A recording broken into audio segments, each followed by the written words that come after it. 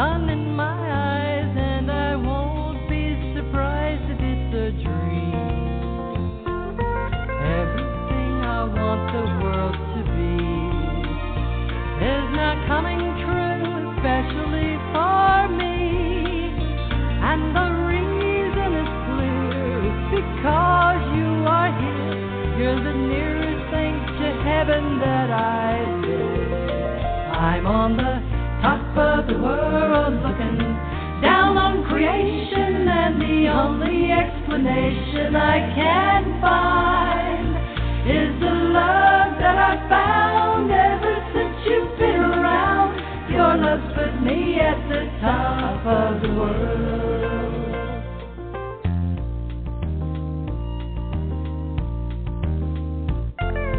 Something in the wind has learned my name, and it's telling me that things are not the same.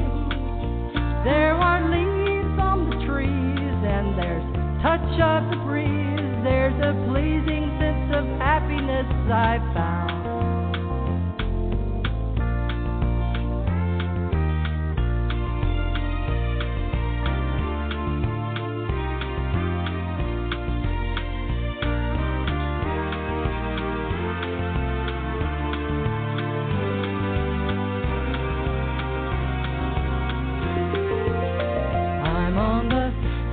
The world looking down on creation, and the only explanation I can find is the love that I found ever since you've been around. Your love put me at the top of the world. I'm on the top of the world looking down on creation, and the only explanation I can find is the love that I found ever since you've been around. Your love put me at the top of the world.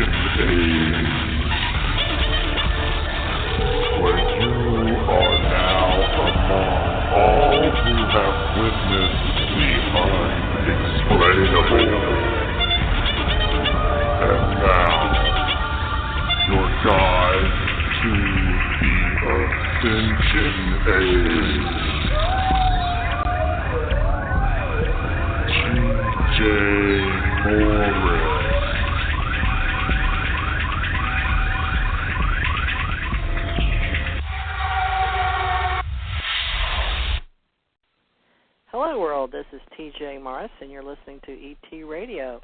Welcome aboard, all you ground troops out there spinning around smartly with us on the planet.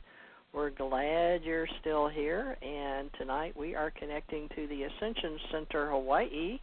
It's on Maui, Hawaii, Maui, the island of Hawaii. And Janet Carol Lessin is joining us from the retreat center there, where she shares with her husband, Dr. Alexander Sasha Lessin.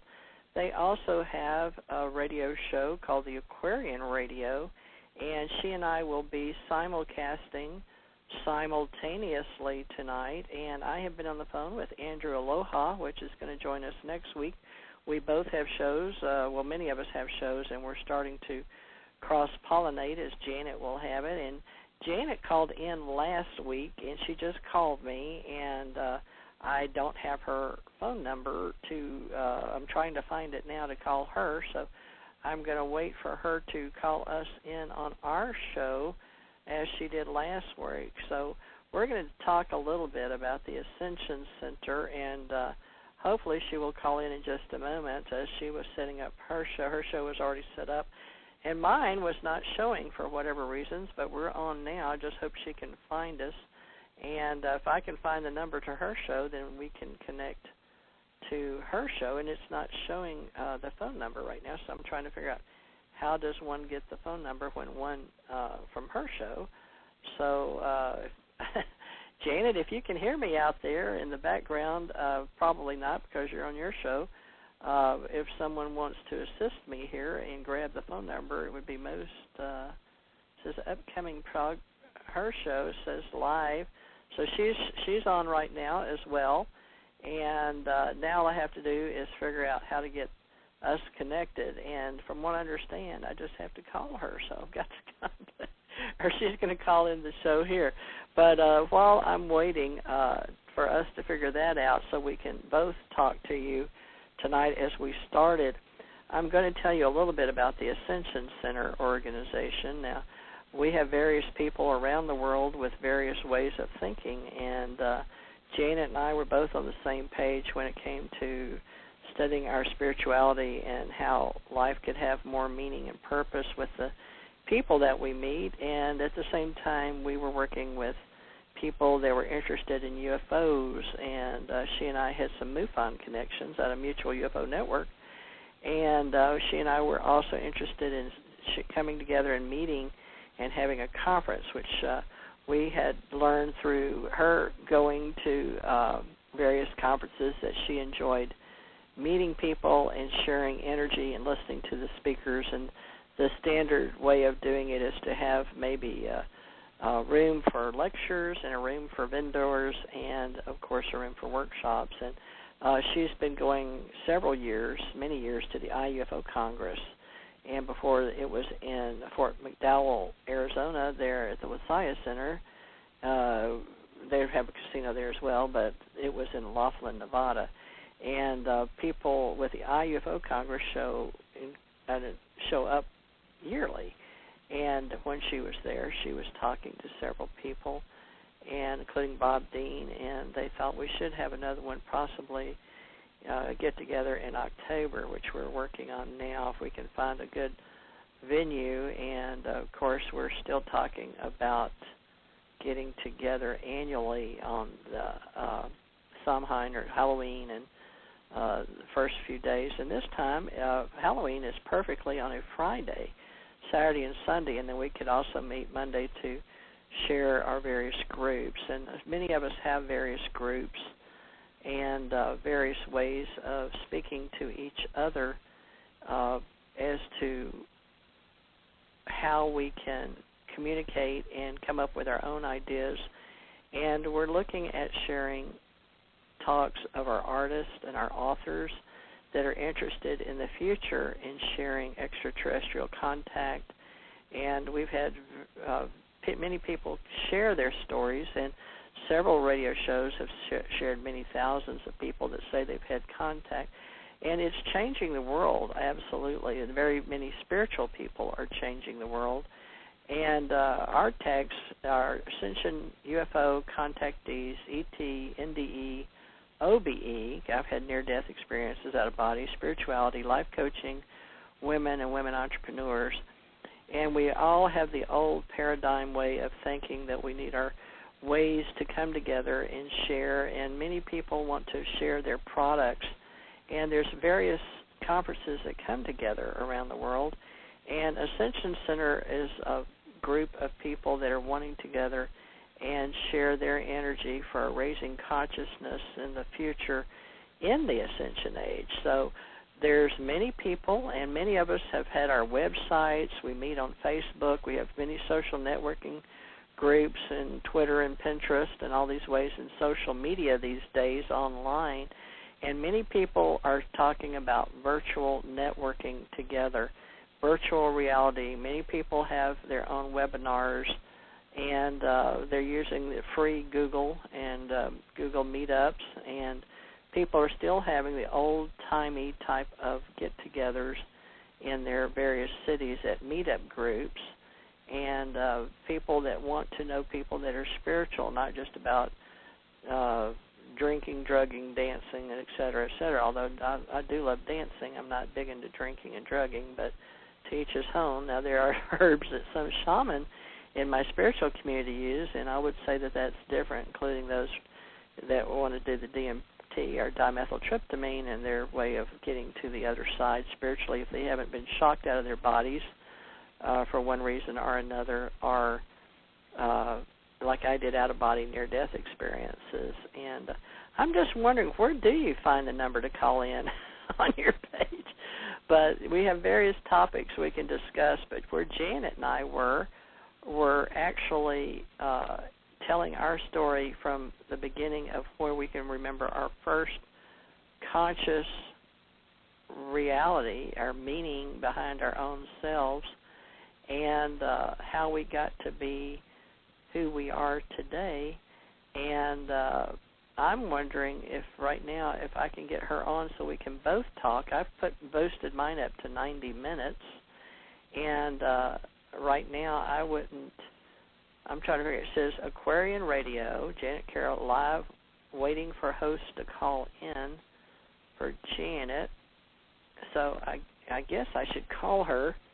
Let me do that right now. See if I can get her, and let's see how this works. Dial, and then I'm going to put in her number and let her. I don't have her show number, though. Let me put in and see if I can get her on her. Maybe she's waiting for me to call her back.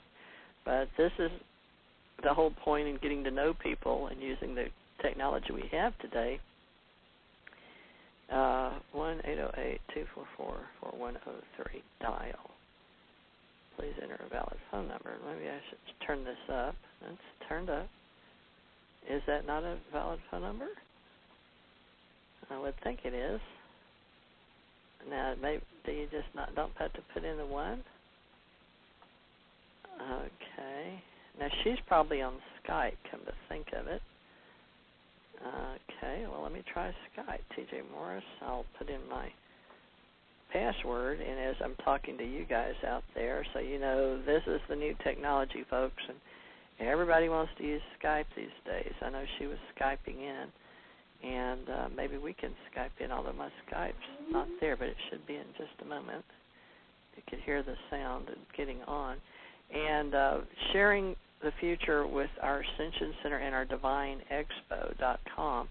We've got various people that are working together, and we're talking about spirituality and spiritual entrepreneurs coming together and learning to work together. So why is mine not showing a Skype sign?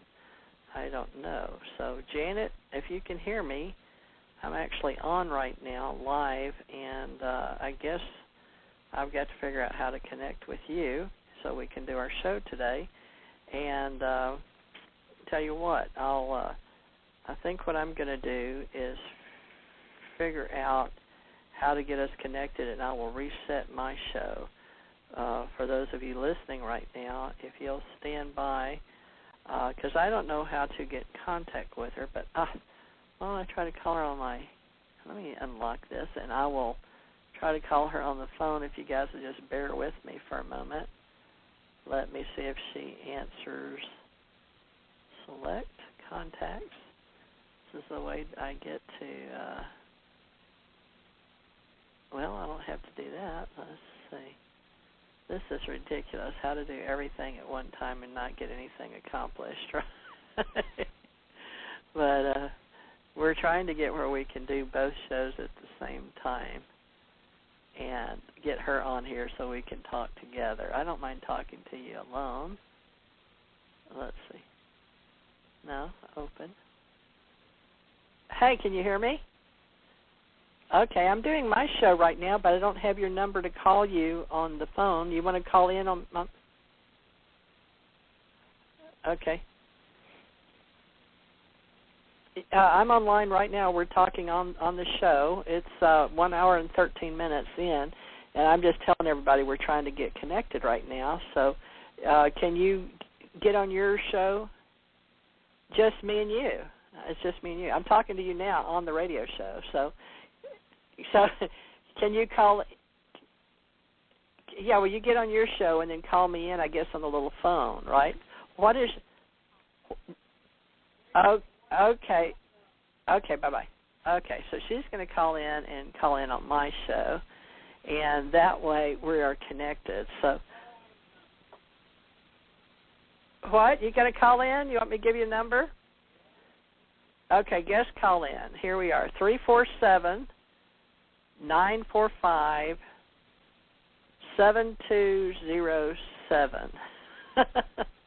This is something we're trying out, folks, and you're all a part of this experiment for Wednesday nights. So Tom says he'll come on and share.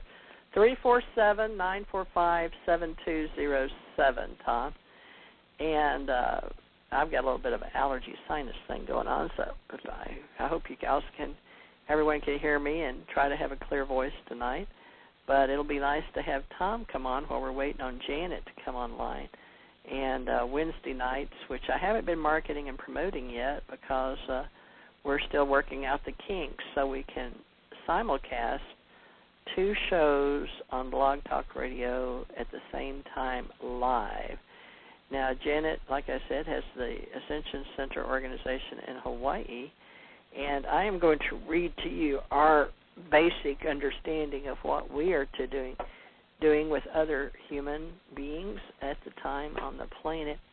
But we started this in Hawaii, and the ancient mystery schools were opened in 1989 to 94. We, the members of the Ascension Center, ascribe to the highest standards of excellence with regard to the uplifting of humankind by providing spiritual and educational awareness. So the Ascension Center was founded for spiritual growth, education, and continued research for the communication of truth. So that's what we are about. Now, Tom, you're now live and on the air. How are you tonight, my husband? How are you? No, I'm kicking. Not very high, but I'm kicking. Okay. Well, Janet's waiting to try to share, which you tried to help us out and gave us a call in last time. But I'm actually keeping it on the air tonight live, and we're going to do 90 minutes. You want to tell people a little bit about your background with military, and you served 13 years and roughly 13 on the road, right? So you've got 26 years. Am I misquoting your time on the road? I know you got 13 years in the military. How about on the road? I got close to 14 military and 13 on the road. Wonderful. And people on the road, that means driving a semi drive-in.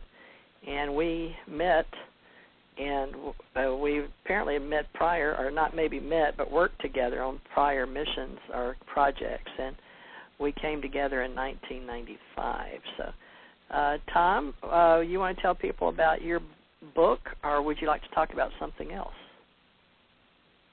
Well, I've got several. I got one. It's more or less a sci-fi story. It's a story based on the facts. I can't say that it's 100% factual, but I can say that it is as close as the law allow me to get. Okay.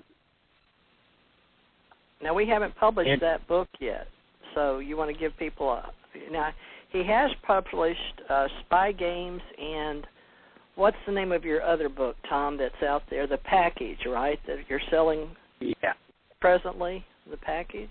Yeah. Well, we'll talk about the Package first, I guess. The Package is the main character is Scott Tyler. He has to go to West Berlin and cross over into East Berlin and get a defector and bring him back to West Berlin. And then from Berlin, Janet, you're connected now, and Tom is talking to us and filling in for us tonight. Can you hear me? Yes, that's great. Sorry that we had this misunderstanding about time. I am here, so go ahead, Tom. It sounded something like you were saying something really interesting, so I'll just listen for a while. Okay, Thomas Ray Morris talking, just introducing himself. Thomas Ray Morris of Beaver Dam, Ohio County, Kentucky. He's my husband. And, Tom, we're going to get you to mention the package and spy games, and then we'll get back into the reason you called in is the book, Janet, that he has written that we're working on, and that is the book of space travel and science fiction that I'm sure you'd be most interested in. All right, thank you, Tom. Sorry for the butt in there, but I didn't want to lose Janet since she finally got on with us. Okay. Go ahead, Tom. All right. Well, the book is basically trying to get the defector, which is a nuclear physicist from West Berlin, back before the wall went down, to Germany and then on to the States, to West Germany and on to the States. Having to go across East Germany to do so. He's a little small man and can't speak English, only Russian. And our hero, or main character, can't speak Russian at that time, so more or less the little guy is the comedy relief. And it's a very interesting story and the way it was accomplished. The best part in the book for me was when the main character's arch enemy and him play a game of chess in a safe house. That was the best part of the book as far as I'm concerned. I can tell you with full confidence that actually happened. There's no fabrication at all. Matter of fact, most of the book there's no fabrication. Regrettably, 3 FBI men died in it. Several East German soldiers, and it cost their lives, and them are facts. Regrettably.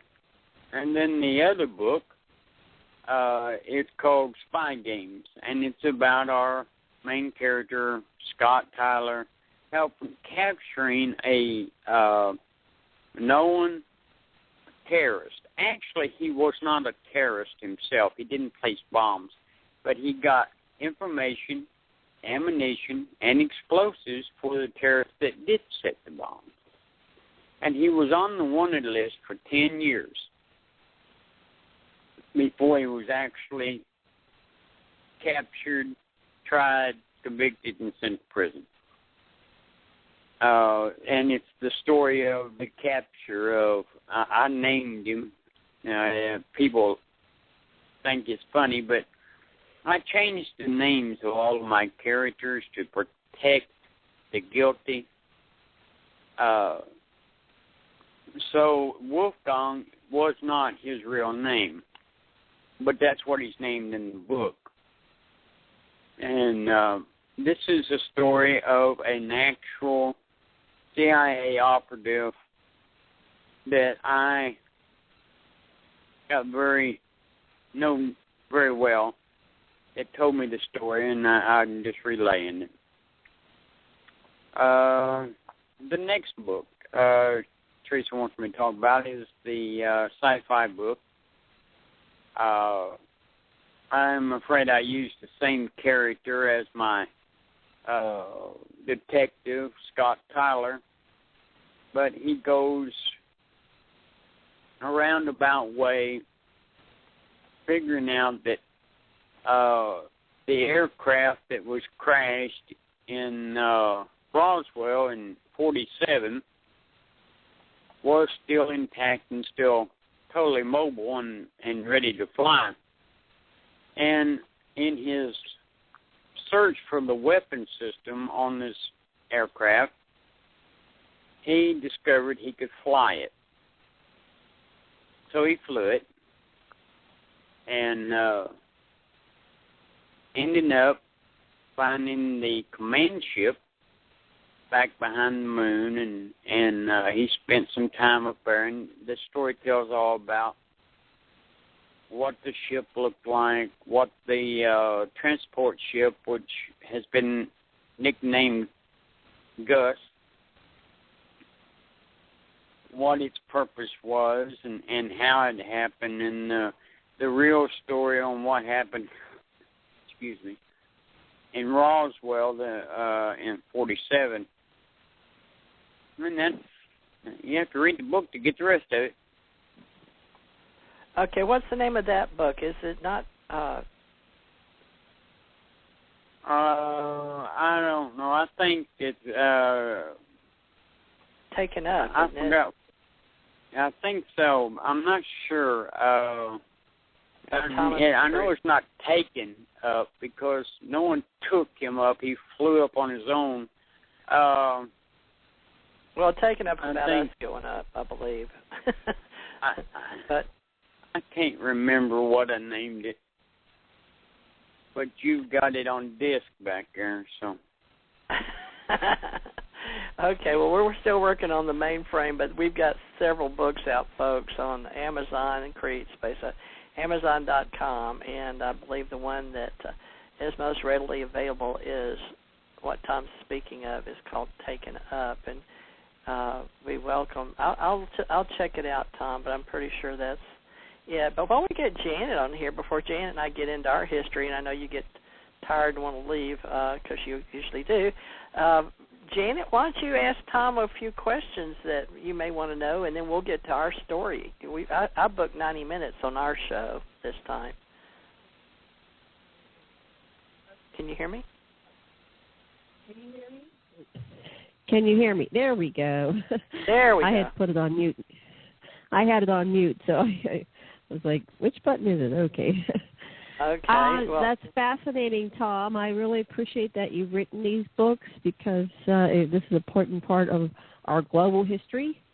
It's the mark of the modern UFO era and the beginning of disclosure. And so this book is so important. And maybe when we're done with this, TJ, you can figure out which book it is, and we can get the link and promote it far and wide so people can read this. Well, she hasn't corrected the spelling and put it in the computer yet, so. All right. Well, in other words, she hasn't edited it, I should say. We've got several out there called Roswell UFO Encounters and the Taken Up Volume 1 that basically is a lot of Tom's story. And the one that part of his book is actually in Taken Up. It's Teresa of Ascension, but it's one of the Ascension Age books, Volume 1, Teresa Morris and Thomas R. Morris, and it's actually out in paperback, November 20, 2013, from last year. So, Janet, that's the one with the ship on the front of it that Bill M. Tracer did the rendition, artist rendition. It is called Taken Up series of books by Thomas R. and Teresa J. Morris. I've got a lot of your story in there. Friends in the alien ET UFO community now share there may be room for more than disclosure of the multidimensional kind. So it's out there. I just haven't been marketing and promoting it yet. But, folks, if you'd like to take a look, Taken Up, Teresa J. Morris and Thomas R. Morris. And Tom is actually hopefully going to tell from the beginning to the end, but this book was Taken Up Chapter 13 from the Space Command in One series that Janet has. So, Tom, this book starts off with Gus. It says, Thomas and Sarah walked up the ramp into the Galaxy Universal Shuttle called Gus. So, this was the name that Sarah had named it at some 3 months earlier when she and Tom started working on the aircraft. Tom had been working on it for 3 months before being joined by Sarah, and Tom had already learned about Gus. Now, Gus called it Gus, and I adopted it for the Galaxy Universal Shuttle. But ironically, Tom had learned about this and called it Gus. And he called it the Internal Computer Generated Intelligence System, Gus, and it had a male voice. So I would like Janet to sort of interact, if it's okay with you two. It says it had a male voice, and Tom, what seemed a personality, when Tom learned that only he could fly the aircraft not of Earth origin, he at first thought this was man-made. Now, there was 2 in the beginning, Janet, because Janet can get into all the detail, but it did require 2 in the beginning, and either one of us could fly it as co-commanders. And later on in life, Tom gets so sick, he turns his power over to me. But he actually fixed it where he could fly it alone. And that's why it's a little confusing to Janet over these many years, Tom, because there's a time when you flew with it without my assistance. And this book is more about us working together. Remember where we took off from El Paso in the sandy badlands of New Mexico? We right, talked about in the book, that. from what I remember, TJ, in the book, the way you had told it originally, I don't know if you were kind of covering up the story, but in the original book, basically you guys discovered it together, the way you unfolded it, after you were taken to Area 51. So there was some kind of that. So I don't know what was the real story. Well, let me set you straight here. The story actually is that I was sent to New Mexico to find the weapon systems on the aircraft. Teresa, however, wasn't there at that time, so I guess you could say I discovered the aircraft first, and I learned a lot about it. And then I went back to Fort Hood, and then later we came back and we met later. At the El Paso airport. Yeah, well, actually at the little shack. I guess what's confusing is, where was the first time you laid eyes on each other and met? Was it that shack in El Paso, according to the book? No, ma'am. Actually, but we won't go there. Well, actually, I laid eyes on Teresa several years earlier through a weapon scope. Okay. Then you weren't aiming it at her. But here, face to face, yes, the shack was the first place, and then we met again driving a truck. So you were formally introduced at the shack. Yeah. What was the shack? Where was this shack that you were introduced? Face to face, we was in the deserts of Arizona and New Mexico. Actually, it was White Sands, New Mexico. Was it love at first sight, or what was your first impression of each other when you met each other? I didn't trust her. I was trained to not trust anyone, and I'm still that way. I try to force myself out of it, but it's so deep in me, I just don't trust anybody. I figured sooner or later they'll show their true colors. But it was a whole lot worse back then because I was active duty. I was some guy would come up to you and smile and talk to you friendly while his buddy was stabbing you in the back. It reminds you of king cobras. I don't know if you know anything about them, but they're a very beautiful snake if you like snakes. The male snake he's the one that can spread his head, and he does his little dance. Yeah. And the female cobra, she don't spread her head. She's a black, slender-bodied snake, and they run in pairs. And the king cobra, the male, will get up in front of you, and he'll do his little dance and spread his head and keep your attention. Why the female comes around behind you and bites you. Wow. They work as a team. They do that with humans or with animals. The snake will get up in front of a mouse and hypnotize the mouse. You know, and that's what it was originally. That's why the good Lord gave him this gift. And the mouse will stand still because he sees that snake, and he's afraid to move because he's afraid the snake will bite him, and get him. And Mama comes around and gets him. So it's a hunting technique. When the mother snake bites the female snake, Who gets to eat the mouse? Well, it depends on, I guess, which one's hungry. You know, I mean, if Mama's hungry, she's going to just swallow it and go on with it and catch another one and give it to him. They don't actually bite their prey if they're going to eat it because they're allergic to the poison themselves. If they bit something and then how do they kill eat it, well, they don't usually kill it. They swallow it alive and whole. All snakes swallow the food whole. How do they get it to stand still long enough for them to get their mouth open? She'll hold it in their mouth. I've seen them hold it in their mouth. Oh, and wow. She'll carry it over, and when she drops it on the ground, he'll snatch it up. I mean, they're the fastest creatures on Earth. Wow. So it's really fascinating to watch them in their natural habitat. Just don't unless you're being chased by one. Side. Right. Just don't get on the wrong side. So did you think that she was like that, a snake that you couldn't trust? Yes, of course. Now, I thought that of everyone. Let's give Teresa her due. I thought that of everyone because they had been trying to kill me for, about 8-9 years. And so how did you start to learn to trust her then? What happened that made you begin to trust her? You obviously trust her. You married her. Well, there was an old saying years and years ago. And it was, of course, it was repeated to me several times over the period of years. Keep your friends closer, but keep your enemies closer. Keep your friends close, but keep your enemies closer. And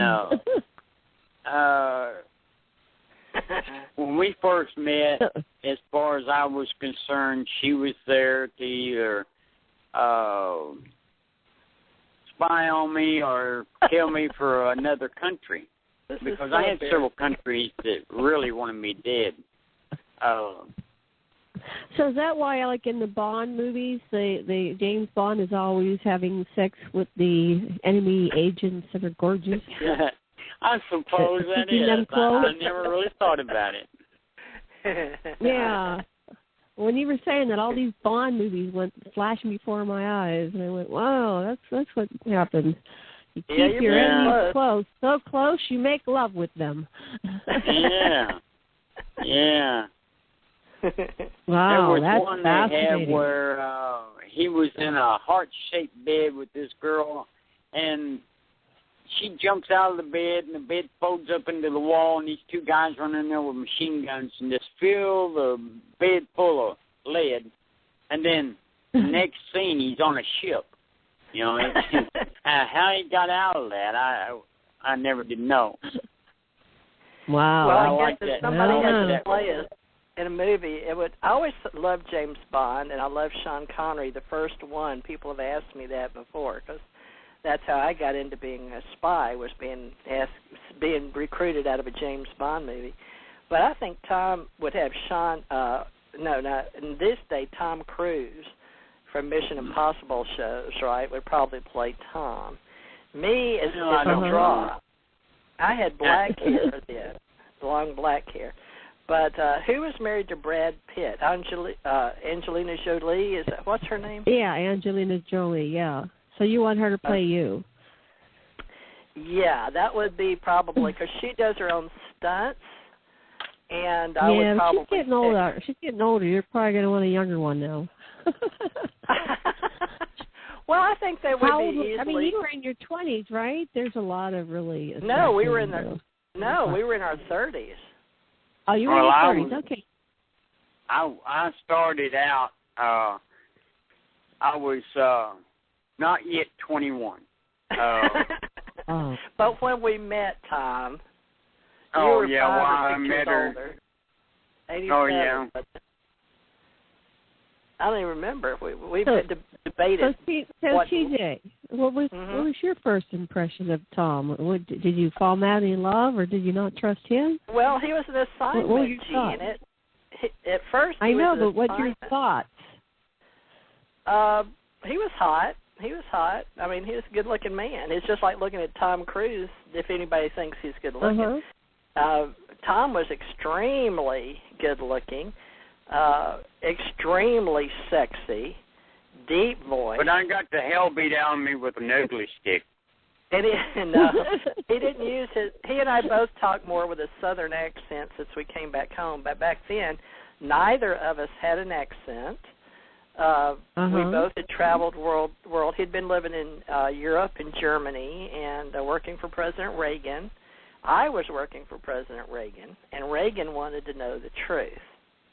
And by the way, Reagan was a lot. Reagan was a true. Go ahead, Tom. Go ahead. Reagan was a true UFO believer. He had seen a UFO in earlier years. He knew about the crash. Of course, he was around in 47, so he knew about the crash, and he also knew the hype and then the bull crap, and he wanted to know which was real and which was fake. And we had both met him, and he basically put us together.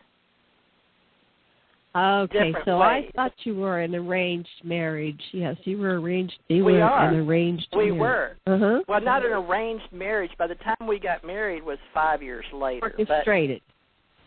It was orchestrated, but we didn't know it. We had to learn that we were. He didn't know I met Reagan, and I didn't know he met Reagan.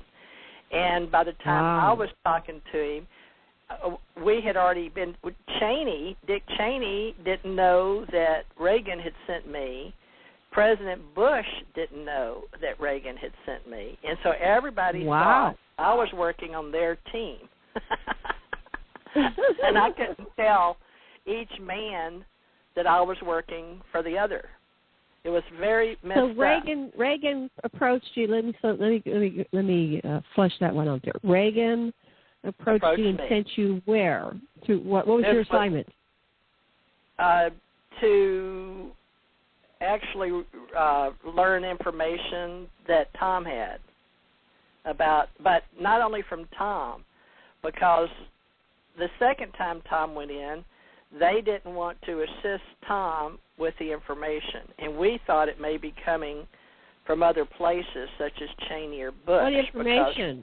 What were you trying to? What information were you trying to get? Reagan didn't trust Bush or Cheney.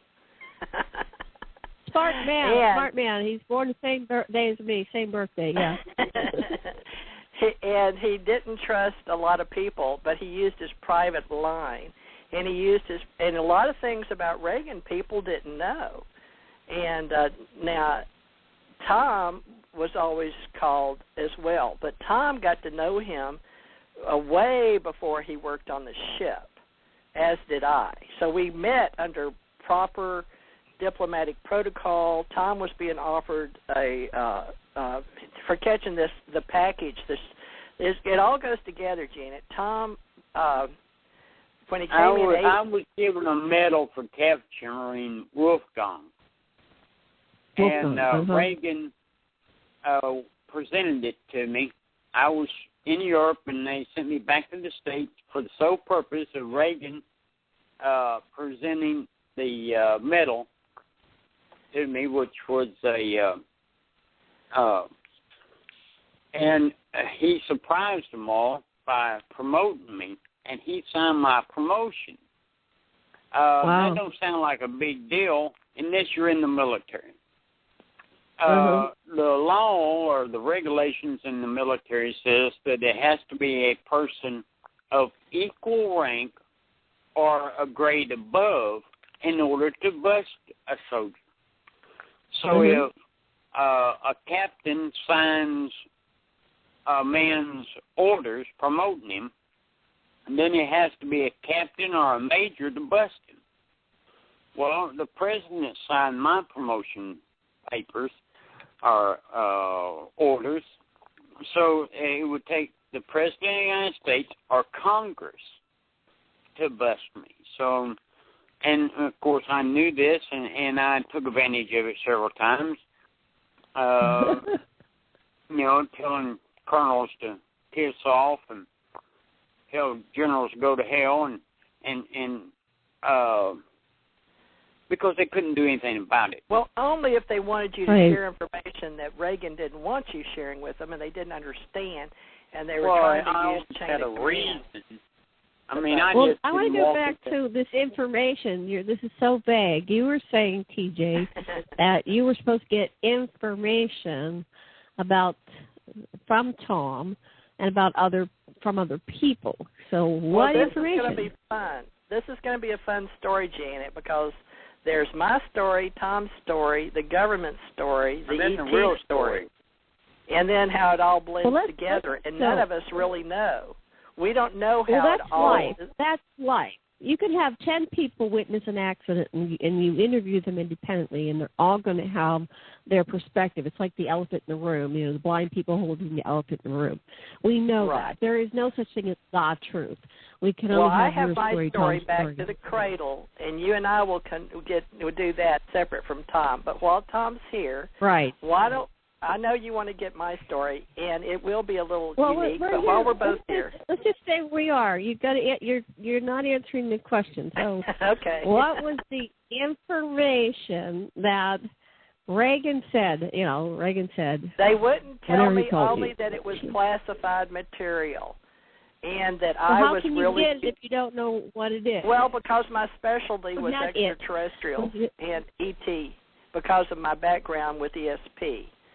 And I had a very elusive way about me. Plus, I had been sent after other men before. So Tom read my file. He knows what I'm good at. Tom, what would you say how would you say coming after you? No. This is your story. We want to hear it. We'll hear from Tom in a moment. Don't pass the thought. See how elusive you are? You are elusive. You're so elusive. I'm very good at it. From your understanding that you were supposed to get information, I mean, that's so vague. Come on. You were supposed to get ET information. I was told is that what you're saying? Tom was sharing classified information with the public. And I said if there was any classified information being given out, I would find out. So he was leaking to the public? Supposedly. According to what you were told. We don't know what he was actually doing. That was the story you were told for you to target Tom and go after him and get him to stop doing this. It was a secret. The extraterrestrial. And that was after I was out of the military, and they was afraid that I was selling secrets to the Chinese, Russians, or the Russians or whoever.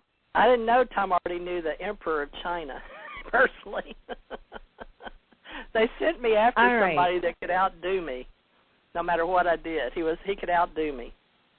Okay, so let's stick with your side of the story. So you thought that Tom was leaking secrets. The President of the United States of America was personally asking you to go after him, and what were you supposed to do once you found out? For one, it wasn't Reagan that sent her after me. It was Bush. Reagan had already retired, so he retired in '88. And it was old man Bush that, Senior Bush. Bush Senior. I remember, yes. Me and him didn't get along. We went to a party one time, a political rally party. Reagan made me come, and Bush was trying to pump me for information, and he was asking me questions and stuff, and I told him, I said, Reagan wants me to come to these parties so I can get to know these political people in the party, because in '88 he's going to back me for president. And it really upset Bush. This was early on. I mean, this was like in 1981, 82. It is a layered story, Tom, and chronologically, because with them each sending me after the information, it was disguised. because Reagan wanted to know ET information and wanted it from me. Well, Reagan but he was wanted it retired. from you, too. Not Reagan when I was was sent retired. after the ET information. What you're talking about is when Bush sent me after the classified.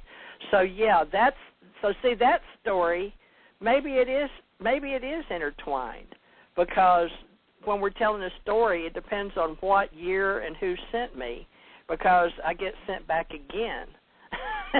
It's like you said, you saw me through the scope. Tom, you and I have never actually sat down with the details on a chronological chart as to who sent who at what time on the planet. So it's very 83 or 84. You went to Africa? Yes. Well, Tom, I never told people. I mean, the details, though. Don't tell that stuff.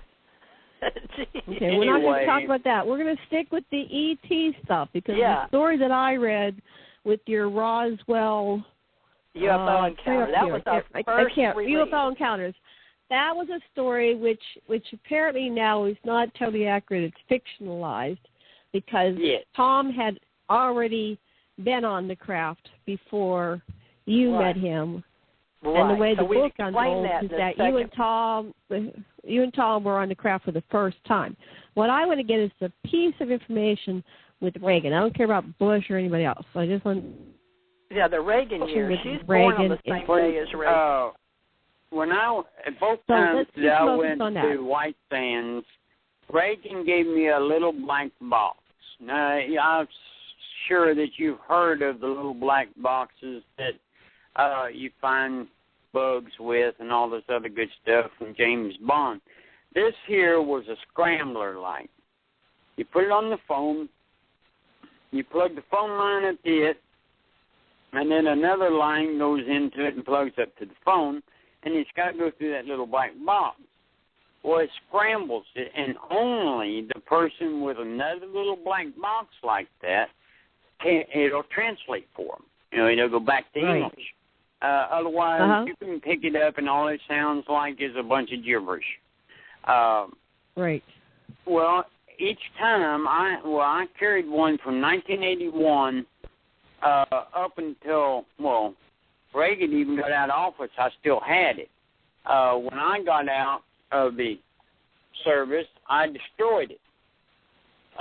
Reagan had passed away by then, I think. I'm not positive. No, Reagan just died a couple years ago. Yeah, okay. And I had lost touch with him. So he got out in 88. I kept in touch with him until 91, and I went to Desert Storm in 91, and we lost contact. You know, I never talked to him again after 91, which is one of my little regrets, because I liked Reagan. Reagan was as honest as he could be. He died 10 years ago, by the way. Right, but he also wasn't able to talk much. I mean, he was he had Alzheimer's. in that Alzheimer's phase for 10 years. So from from about 94, maybe 96 or something, he was in Alzheimer's. So you wouldn't be able to talk to him anyway. Tom went over to California once he was not president and met with him and Nancy at the ranch. Of course, the ranch isn't there now. But anyway, that was, Tom met him. He was still talking good after he got out of office, wasn't he, Tom? Yeah, the problem, it started out with Reagan couldn't remember where he had stopped. Say he was in the middle of a sentence and someone interrupted him, and he couldn't remember where he was at in that chain of thought. So he'd have to start all over at the beginning and go all through it again. Right. That was the first signs of his Alzheimer's. And he had that the last year that he was in office. Reagan was straining to keep it together. Mrs. Reagan would step in and answer questions and remind Ronald Well, they were Reagan. very much in love. Nancy and Ronnie were together very in much in love. 1940. I think they got together in 44 or 45. It was right after the war, and they married right after the war. He was in the Army and the Air Force. Well, wow. he was actually, he spent, I think he told me one time he spent 30 days on active duty. The rest of the time he was in Hollywood making war movies and supporting the troops in that manner. Well, the entertainment branch, just like George Burns and all of them. He was in 37 to 45 as a captain. I just looked it up, but he was. Yeah, he was a movie star. He was married to Jane Wyman and then Nancy Davis, which we know as Nancy Reagan. So they were married 52 2004. 52? I didn't know that. Yeah. I never knew their exact wedding date. I knew they got married right after the war. But he knows Nancy real well, too. He knows Nancy real well, So after he left office, Tom, you went over to his place, but there was a certain point where you lost touch with each other, and then he died in 2004. He was in pretty bad shape when I went to see him. I flew in on leave. It was just before the war, and I flew on. Of course, I was military, so I could fly military planes, ride on military planes to wherever I wanted to go if they was going in that direction. And it didn't cost me anything. So I went to California. So you were basically his favorite that he called upon for what he needed to get done. Yeah. So you were like his secret agent. If he had a problem that needed to be solved, he called me. Well, like he called you when he got shot. But he did a lot of investigations for President Reagan that people, including the Secret Service and the Army, don't even know about. And I know that. My question is, with all this stuff that we're bantering around, did you finally get him and give him information about the extraterrestrials and UFOs? Oh, yes. Did Reagan know? I was telling you that I always thought Reagan knew. He did. Yeah, I was telling you earlier about that box. Well, I took it and I could plug it up to any phone, and I called Reagan every night at midnight while I was at White Sands. I might have missed a few nights, but I would call his study phone, and he'd be in his study with that black box hooked to his phone waiting for the call. That's very interesting because there's a series out right now called Scandal, and the woman called, or the president called this woman every night at midnight in on a special line. Isn't that interesting? Yeah, it is. Well, we were talking anywhere between 5 minutes to an hour, sometimes even longer than that. And it was basically what I had found out about the aircraft.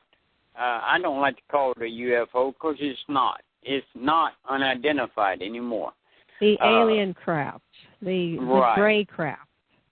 So when did he first learn this? What year did you first give him intelligence on the extraterrestrial craft? What year was that? I believe that it was. It was around 93. 83. 83. Yeah, when I first. Excuse me. What year was he?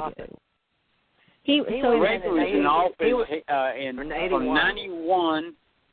He went in 1981. He swore in the 14th of January 1981, and he served until January 20th of 1989.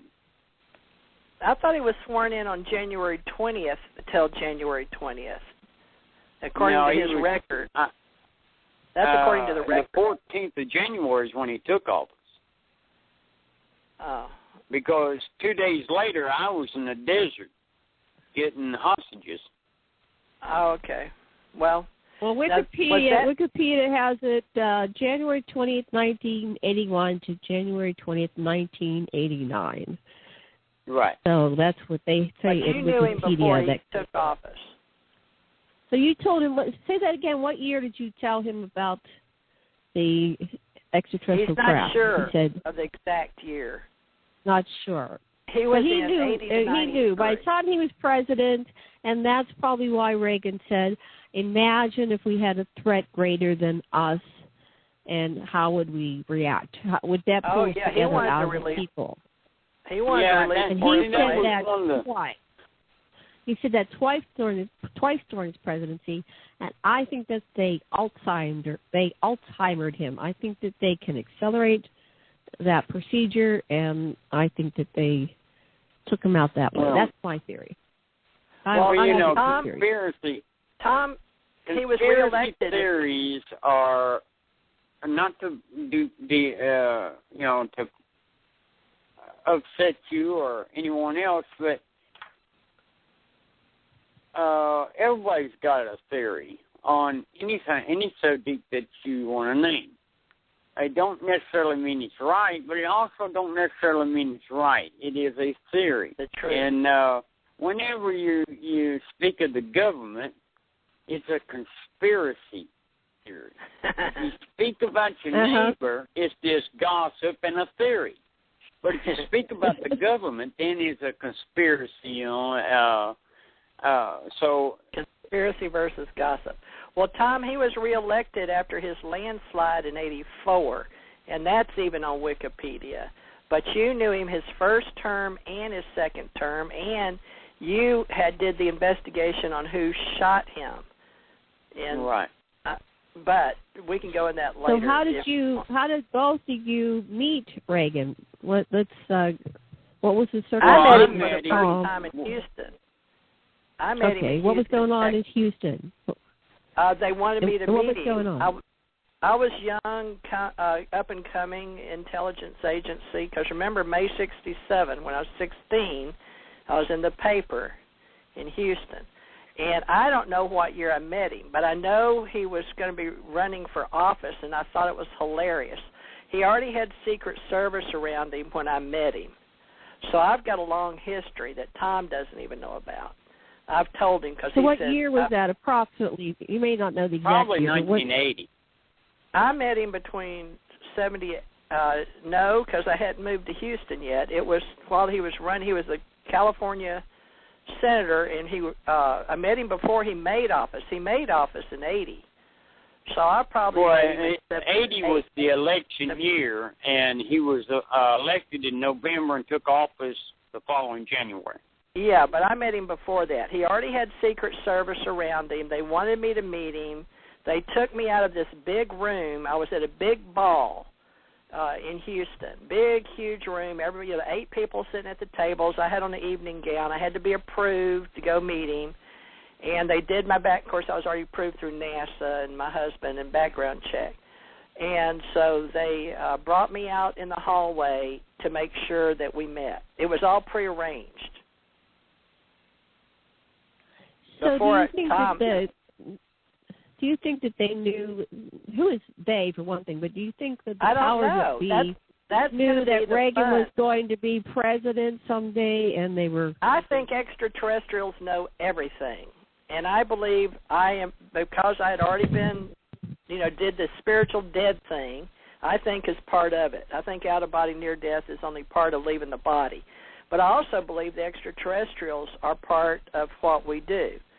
And then, on top of that, you have the intelligence community that likes to think they are pre-arranging everything.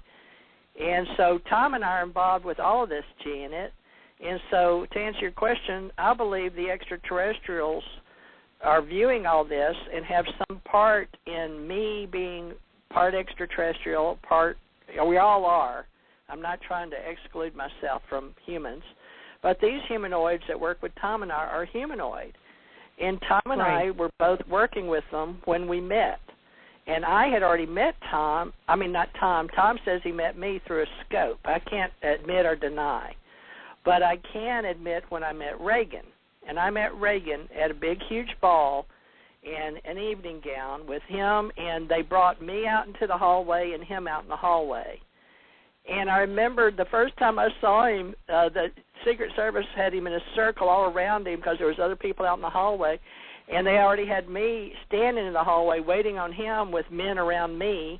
And I remember people with cameras were way back through the other doors trying to get into the hallway that led towards the cafeteria or wherever they brought the food in. And it was prearranged, and I was surrounded by men in black, and he was surrounded by men in black.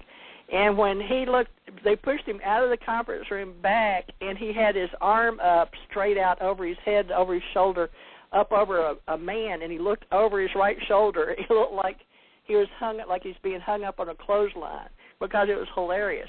So by the time he looked over his shoulder, now I'm a very pretty young girl, but I wound up doing psychic work for him too. But anyway, he looks over at me, and I start laughing. And I'm like, is that Ronald Reagan? He's the one y'all wanted me to meet? And then they told me, oh, don't laugh, and all this. And he's looking, and he starts laughing.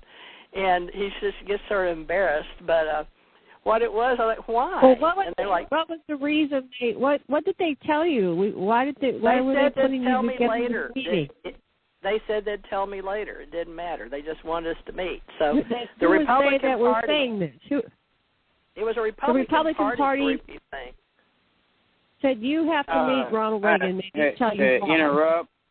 Okay, go ahead. Janet, you need to. I don't even know if you could find it nowadays or not. You probably have to special order. But watch Ronald Reagan's B-class movie called Bedtime for Bonzo. I've seen Bedtime for. What is the reason that we want to watch Bedtime for Bonzo? Well, me and Reagan, we got to know one another reasonable. I mean, we were not bosom buddies, but, and he'd start rattling, or, really going off the deep end sometime, and I'd say, well, I knew we should have elected Bonzo. And he would make us both laugh. He liked laugh. He liked humor. He liked everyday people. And then he would be backgrounded, There was occasions that it was cute. Things was really, really straining on him, and he'd get really, really worried and stressed, and he'd call me from Europe or Asia or wherever I was at, and he'd just be going, not making much sense. He'd jump from one thing to the other, and things that was bothering him, and it was hard to keep track of it. And this was when he was first president. A little bit. Yeah.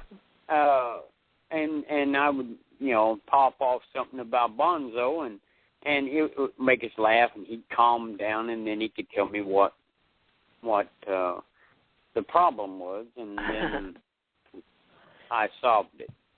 Or whatever. People who do that stream of consciousness are often, they've been traumatized in some way. So maybe there was something that he was trying to and a lot of get times, centered. Janet, it's not just psychological, Janet. A lot of people like you and me, we work in gamma waves as much as we do alpha or beta waves.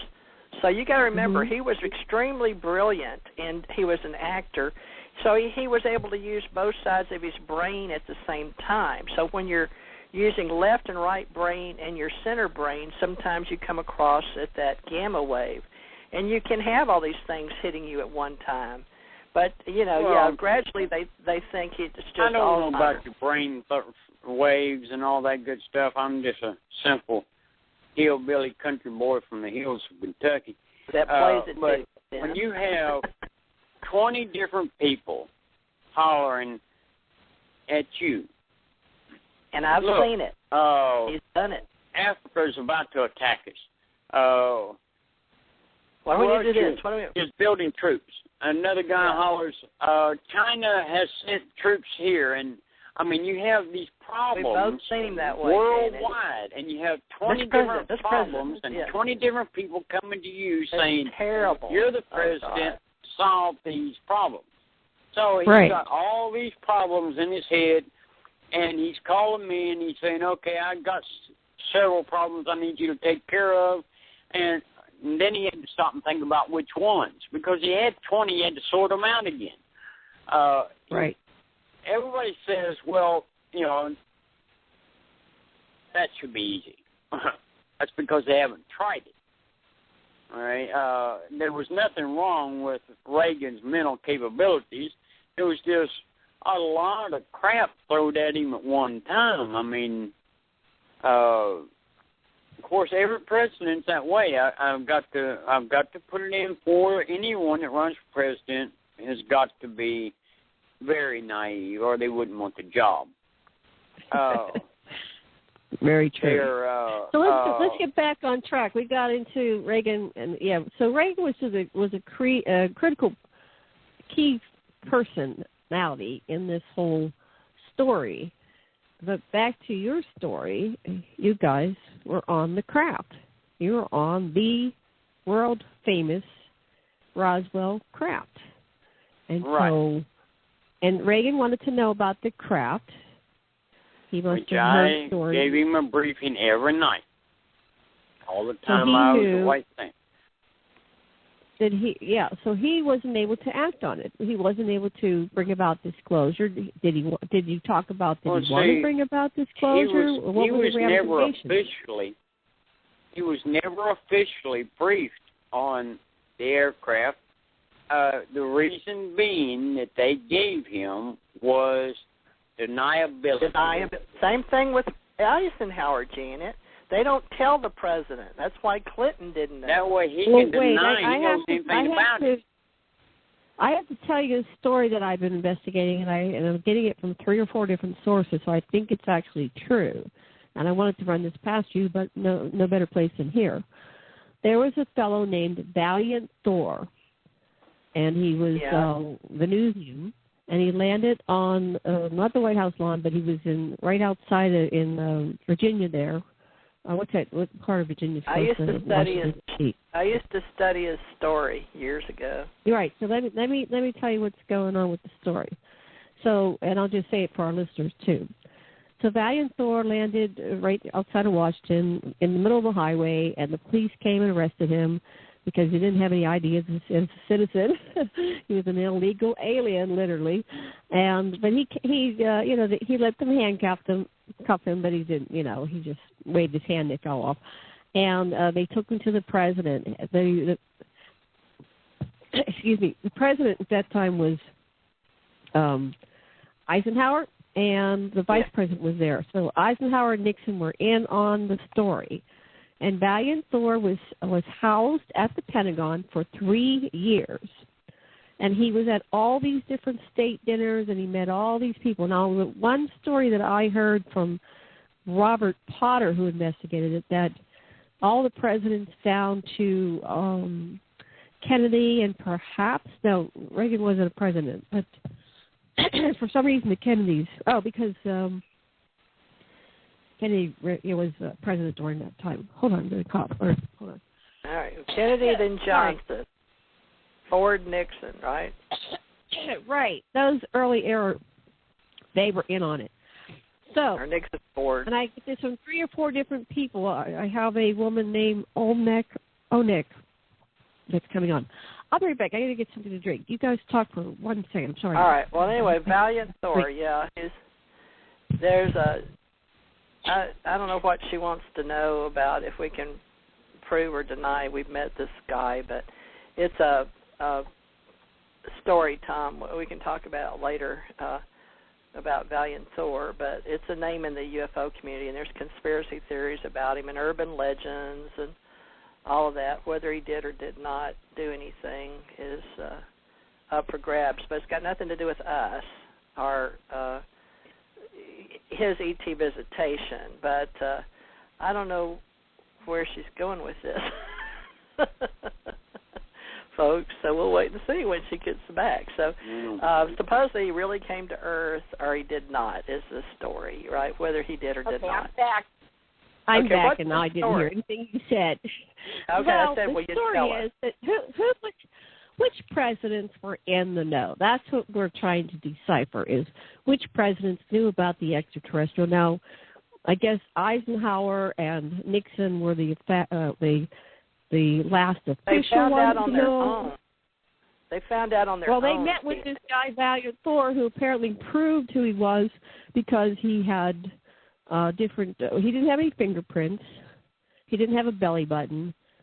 He was an ascended being, meaning he came right from source. He wasn't born into physical form, that's why he didn't have a belly button. And I don't know, but it's probably not good to mix stories because it has nothing to do with us. This is a story I have from 3 different people. What we're just saying is which presidents knew. So I didn't know if Reagan was in on that loop. We can only tell you first-hand information, Janet. Okay, so you know that he knew. We don't deal with conspiracy theories because you told him. But officially he didn't. Reagan officially did not know about the UFO in Roswell, New Mexico, or in White Sands, New Mexico. He knew what the public knew, and that was it. So do you think they were pissed at him when he said that twice he said the statement about the extraterrestrials? I think that really upset the powers that be. Oh, yeah, they took it out of the speech, Janet. He put it back in. They totally took it out of his speech. Remember, my best friend's father was one of his writers. Okay, we don't need all this extra information, but basically, yes, he insisted on it being put back into his speech. There's another story. There's another story that goes along with that. Before Reagan, Jimmy Carter was another one that was very interested in the UFO phenomenon. He had seen a UFO in Georgia when he was a young man. Right.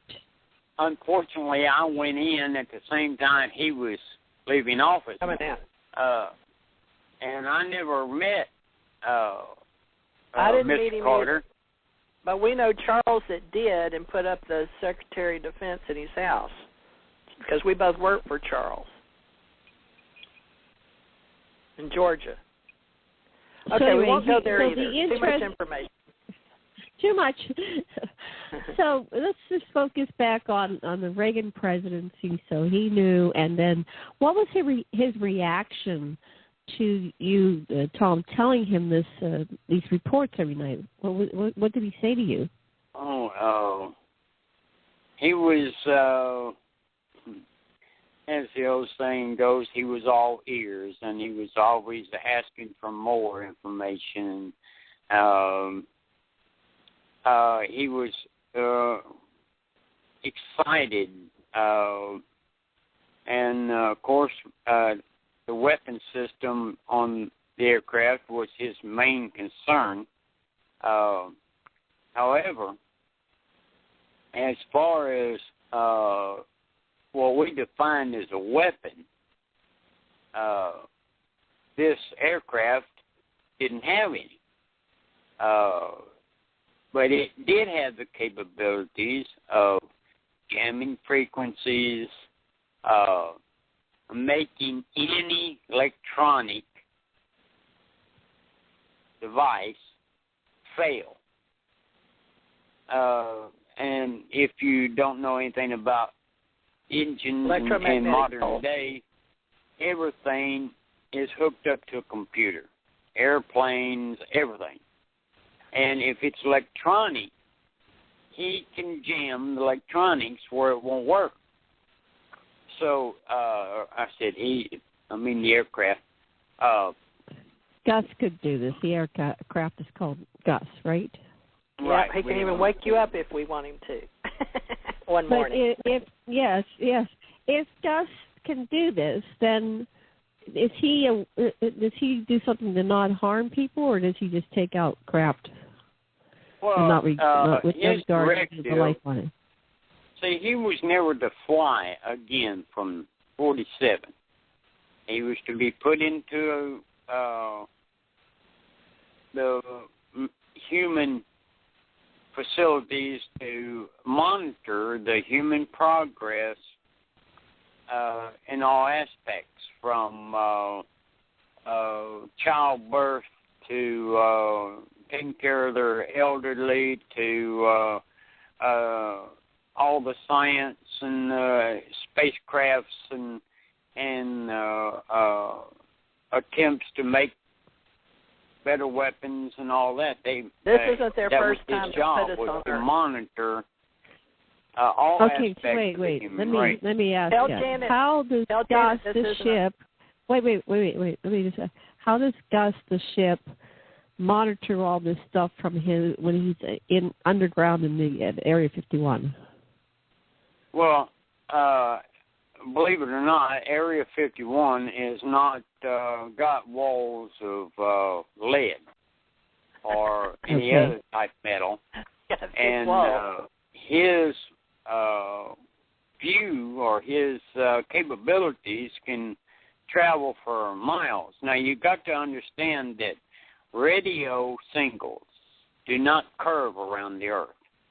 All right? Signal. When they are sent out, they go straight line and forever. Right. All right?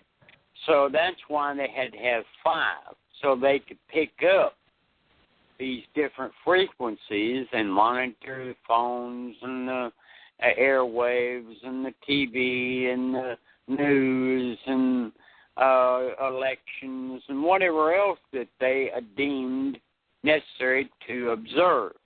And give us guys so they can pick up ways to learn more about computers. And he could also tap into wait. our Say that satellite. again, TJ?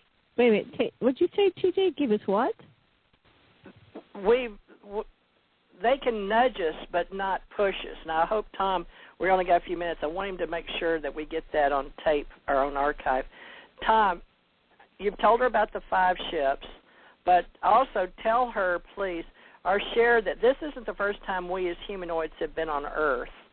And, Tom, tell her about the past times. This is too short. Well, they told me, and when I say they, I mean the humanoid powers to be that was on the command ship. Told me that they had been monitoring Earth for several thousand years, and that when they got involved and tried to help the human race advance faster than what they were doing, that it turned out to be a disaster. They would get too power hungry, and they would, start wars with neighboring peoples, and they just couldn't handle the technology. So they made it a directive. But see, now Gus was a machine, all right? So, right, but he was intelligent, right? He was a very intelligent machine, but he had to go by the orders given, and he was strictly forbidden to interface with the human race. And they don't want us to know about them under certain. It's like we're experiments or testing as a whole human race. And Tom, real quick, tell her you never met any of the. Basically, Janet, we're here as an experiment. They know we're here, but we've been here before. You can go back thousands, discuss Anunnaki or whatever. It doesn't matter. We're talking to the people that say they've watched us. We've done this stuff. They put us here. They know we're here. They've given us technology before. We blew ourselves up. We're back again, and it sort of throws the God business right out the window. But Tom didn't want to know about the God story. So God has always been. So we won't talk about that, okay, folks? Because that'll totally destroy everything. Do you want to know about the God story? Well, Tom didn't want to know. Okay. It's simple. I was raised in the Bible Belt. My dad was a Baptist preacher. My uncle was a Pentecostal preacher. My grandfather was a Methodist preacher, and the other one was a Methodist preacher. And right. I have my own ideals of the religion. I'm not a church-going religious person. I believe in Christ. In the Bible, it says, where there's two or more gathered in my name, I shall be there also. You don't need a big church with crystal chandeliers to be religious. Right. It's a social club nowadays, and I just don't want to belong to it. So God was an E.T., Janet. Jesus was an E.T., and Tom and I will not go there because too many people that's have their own opinion. My opinion is they weren't E.T.s. But well, they didn't come from the planet. Not the way you may think of it. See, we're all extraterrestrial because our soul doesn't if nothing else, science says we're stardust, okay? So we all come from somewhere, but we're not from here. So the basic idea is that religion, governments, economies, and all that are based on us, man-made. A lot of people say the religions are man-made, and the Bible was man-made because man wrote it, even if we reclassified it or we rewrote it in various languages. So, folks, if you want to go back, all the way back, we're all from out there. So we're all extraterrestrial. That's the bottom line. Even God and Jesus and whoever else is here, we're all extraterrestrial. Well, let's focus. We're running out of time here. How about if Tom, if you come back next week? We're doing this on what is today? Wednesdays. Wednesdays. Yeah, Wednesday. TJ and I are doing our own show on Wednesday. I'd love to have you back again because I think it's on. We're going to have to run it longer. Well, we can just start earlier. We kind of ran into some glitches, and I didn't join until like 15 or 20 minutes into the show. So we can just begin earlier on time. 90 minutes probably be about sufficient because I've got to go. We're fixing to be able to go over. It'll be on archive, Gene. We can discuss a little more on archive if you have time to do that, and then somehow we can get you to I'd like to kind of stop here because I've got I got to take care of something with the tenant, and I put them on hold, and they've been texting me. I can hear them. So, yeah, I got to go take care of something before the sun goes down over here. But this is good, cliffhanger for the people that are listening. And we will cover this. We're going to start next week. If TJ, you want to make a note of this, where we left off. Yeah. I've got it recorded. We're going to start with what the interaction with the Greys and what did they tell Tom and you about the history of the universe or the history of humanity and how many times we've been here and how many times we've blown each other up and started over. I'd love to hear that. Well, the Greys and the humanoids work together. I'll tell you that right now. They're both on the planet. I mean, they're both in space. There's 5 ships on the planet, and there's at least 5 in the flotilla out in space. The ones you call near Mars or hiding behind the moon or keeping out of microwave range on the planet. And this is a group of extraterrestrials, humanoids, and the Greys are working in harmony, correct? We are they. Yeah, they watch over us. So then, who are the reptilians? Are they good, bad, ugly, not existing? Non-existing. That's movies. And you remember what was it? Twin Pines movie on TV where the lady was eating mice. She was a reptile. And no, I didn't see that one. It's a really weird movie. But anyway. But Tom, we can't tell them about the war. So that's and are there archons? That's another thing we're doing. But we can talk about this next week. Archons. Yeah, because I'm interviewing archons a fellow. Archons are thought to be mean too. So who knows? Well, I don't know anymore, Jen. Yeah. Even archons, I thought we were called archons, but apparently not. So I don't know what we're called here on the planet because apparently they're not anything that is the people we are in the God story before the God story. So only they up there know. But the fact is we know they exist for real, and Ronnie Reagan knew they existed for real. But the second time Tom went in, the Army guy didn't want Tom, and he told Reagan, and Reagan and him decided not to push it. So unfortunately, there are powers that are stronger than the president, people that work with ETs, and we don't, right now we got to fix the system, but we're not sure how that's going to happen. So just so you know, the Army kept Tom out of there, too. All right. Well, let's leave it for here now. I've got to run. Thank you so much, and we'll see you next Wednesday. We're going to start at, 3 p.m. Hawaii time? And what time is that for you? 9:30 right now, but I can make mine 2 hours. I think you can, too, can't you? But you want to make it Okay. So we'll see you next week for another episode talking. And, Tom, please do join us again. That was wonderful. Thank you so much. I don't have any outro music or anything today, so I just have to say aloha. Love and blessings. Aloha. Okay. Goodbye, everybody. Good night, Janet. Good night. All right. That's Janet. Night. Tom will still be here. Okay, that was Janet Kiroff, a lesson from Hawaii with Ascension Center in Maui, Hawaii, with her own questions, and I think it's hilarious the way that we communicate, and for whatever reason, we enjoy sharing with Janet and having her ask questions, because sometimes when you've been involved with your own life, you really don't know the questions to ask yourself as to what people would be interested in your life, because you lived it, you've experienced it. Now, Tom, as far as working with the 5 ships on the planet and for the archive purposes, I know we've got things that Janet will want to ask, but there's some areas that,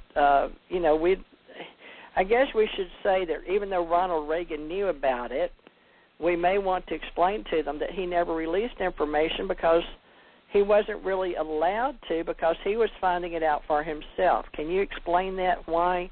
Because that's a good question as to why didn't you and he go ahead and talk to the chiefs, because you've been in the room with the White House and the Oval Office with him on many occasions.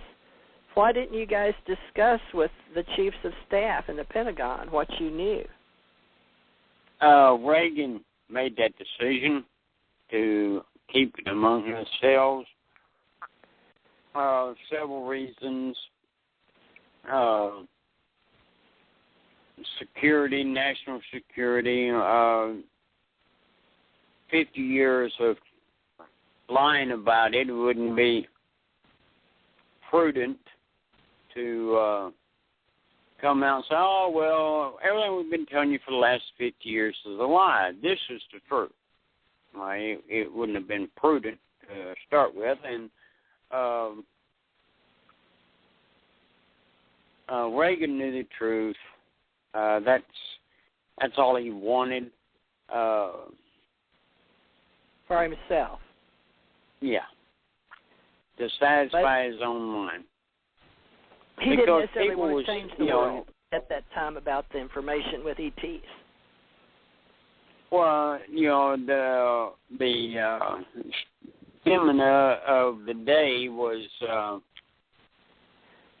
very voodoo. If you was in politics, extraterrestrials and UFOs and stuff like that was voodoo. It was bad voodoo. Yeah. If you wanted to get out of politics, just say you've seen a flying UFO. And they made that drop you like you was a hot potato. Well, we weren't in Kennedy or Carter administration, but we came in, we both came in under Reagan's administration, meaning the Republicans were in office. That's who put him in power. And even though his party may not have knew, and the Pentagon, now classified, there's many people working for the joint that don't know, and the Army, and basically from what you understand and what you experienced, the Army is in control of our UFO. We don't know who's controlling the other 4, because they're each on a part of the planet on another tectonic plate, like China, Africa, Australia, maybe South America and Asia, or maybe, I don't know. How do we break up Eurasia?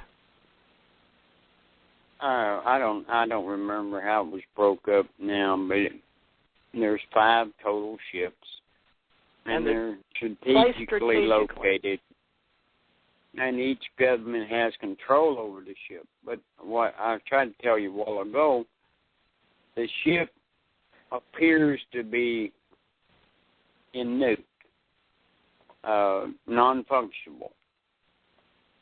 And everybody assumes that it's just sitting there because it don't show any sign of have any activity with it. So, and it does. I mean, it's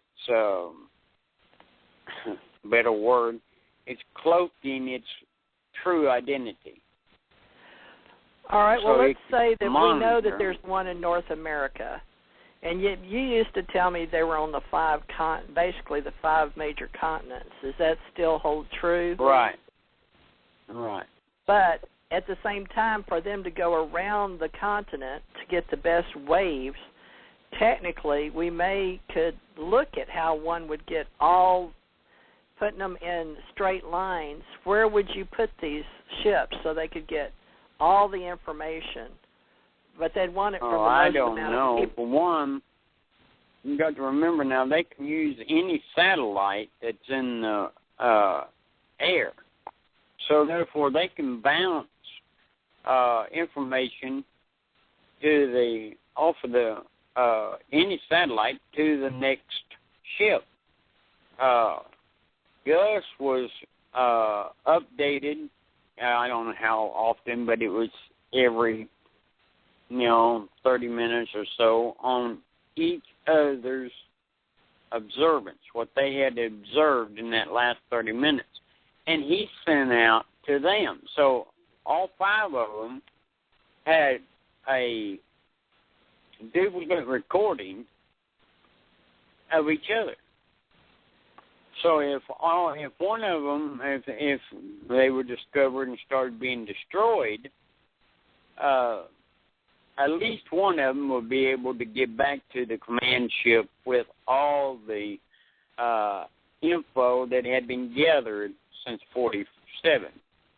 All right. Now, let's say that they took us back, or we died instantly today, or the government decided they had to get rid of us, or whatever. For whatever reason, we're no longer to communicate on the planet with all these people that may be able to come back and get this information.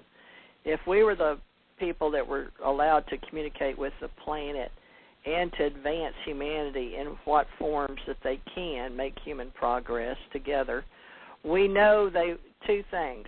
They want us to learn to fight in space, and they want us to keep using our imaginations. Was that the 2 things? I mean, after all the time you spent, it's my understanding that those are the 2 most important things we have on the planet. 1, we'll fight to save our planet. Number 2 is we come up with all these great ways to use the brain and imagination, like you playing cards and why you picked this one over that one, or how they were able to monitor everything you did.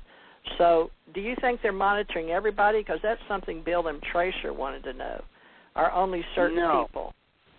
I don't think they monitor everyone. For one,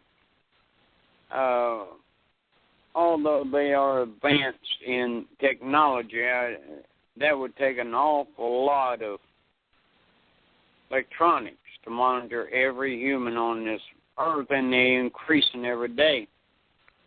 So it's key personnel that is monitored.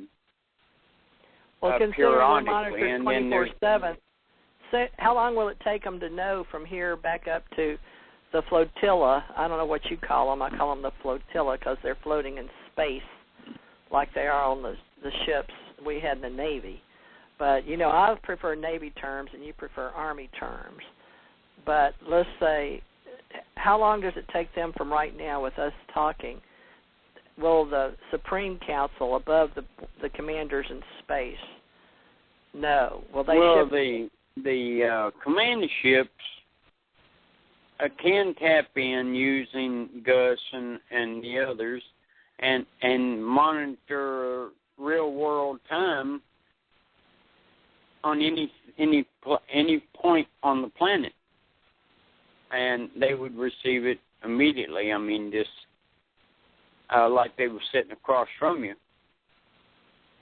So they could be listening to our conversation right now. To get it back from the command ship to the Great Council, sometimes it will be a week Earth time before a wormhole will develop, or they can send it back to the home world. And once they send it, it takes, I think he said, 4 or 5 Earth days to go from the ship to the receiver at the home world. And now, where do you believe home world is?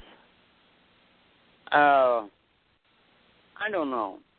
He told me, he showed me, but that was 20 years ago. And to tell you the honest truth, I was never into the stars. So it was Greek to me most of the time. But it was outside your galaxy, Milky Way galaxy. Yeah. And I told that's you why I always... they need the wormhole. That's and I why always they told need you, the wormhole to send it to their galaxy.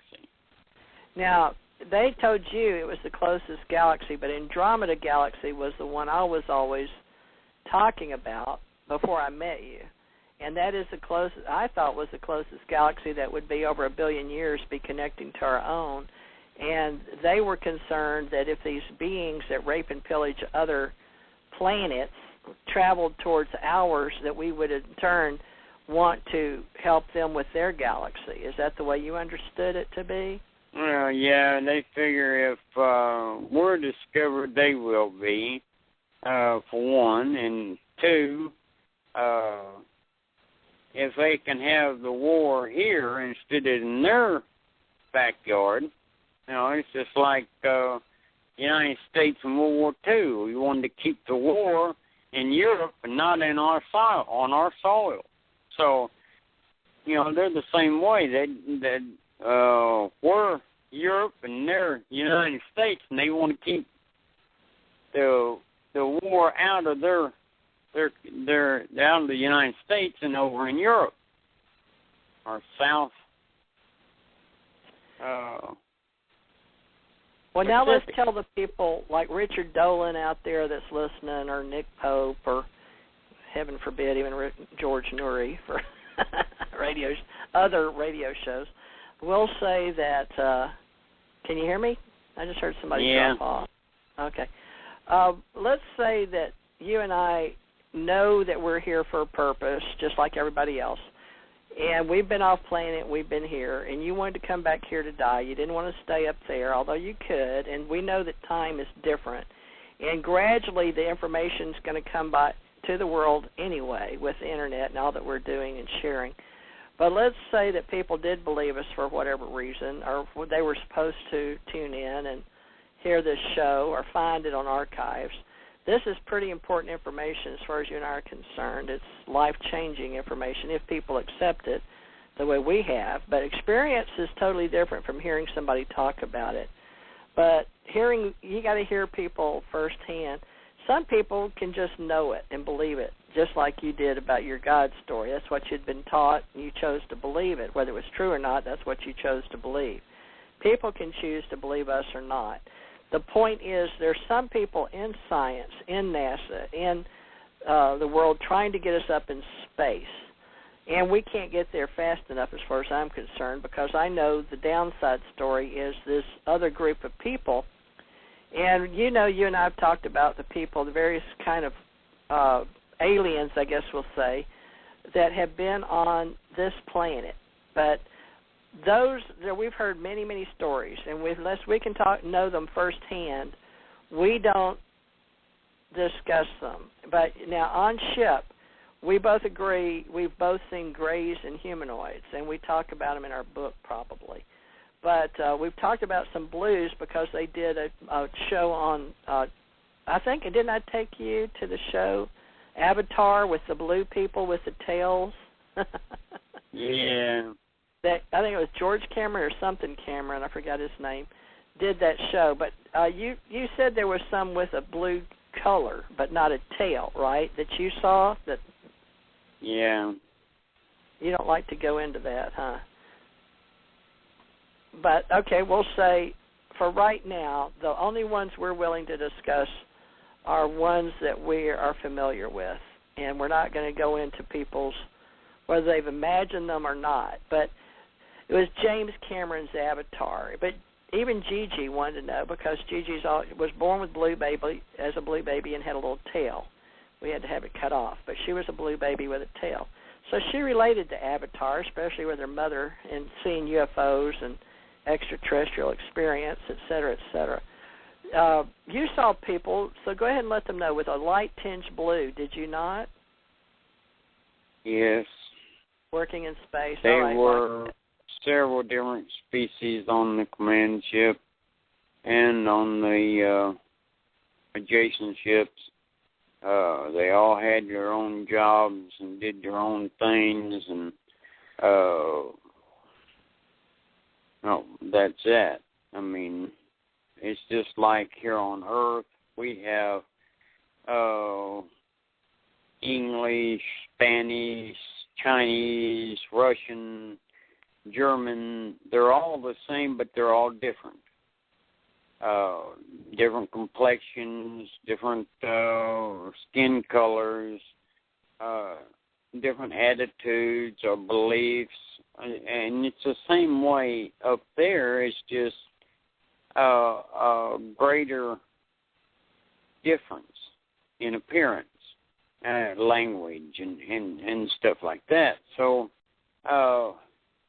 you can't say, well, the blue people.